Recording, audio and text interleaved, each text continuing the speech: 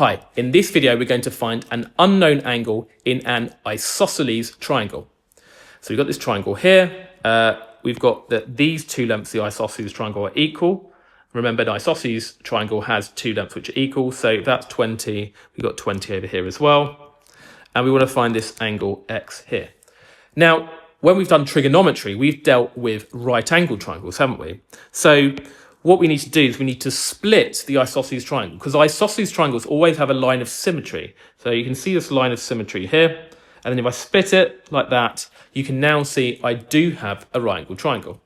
So let's see what these lengths are. Well, because this 18 is split exactly in half, that's going to be half of 18, which is 9 here.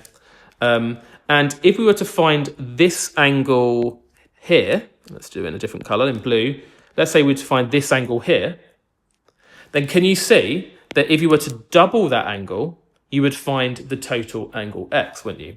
So let's just draw out this triangle separately. We've got 9 here, we've got 20 here, and we're trying to find this angle here. It's not x, let's call it something different. Let's call it theta.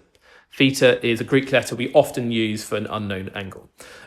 So remember, we label the sides relative to this angle of interest. So this side is opposite that angle, so we call it the opposite, O for short. And then this side here is the longest side of the right angle triangle. It's opposite the right angle, by the way. So that's the hypotenuse, we call it, and we label it H for hypotenuse. Now, remember our mnemonic, SOHCAHTOA, SOHCAHTOA, and that allows us to work out which trigonometric function we should use. So involving the O and H here, so O and H is this one, so it's going to be this. And that is short for sine of theta is equal to O over H. So now we just sub in everything into this formula. So we've got sine of theta is just theta, O is 9 over H, which is 20. Now we're trying to solve for theta to try and find theta here, but we've got this sine on front of it. How do we get rid of the sine? Well, you do inverse sine of both sides. And we write it like this. So inverse sine is just a special function which undoes sine, basically. So we end up with theta, because the inverse sine cancels out the sine, and we're going to do inverse sine of 9 over 20.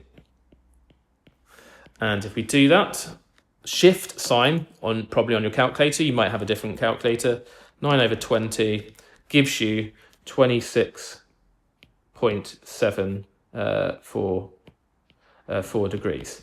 Now that's theta, but you can see if that's theta, x here is double theta, because this triangle was cut in half. So we just need to double that. So x is just twice that, 2 times that. So I just do answer times 2, and that gives you 53 is it to 1 decimal place? Yep, 53.5 degrees. And that is the final answer.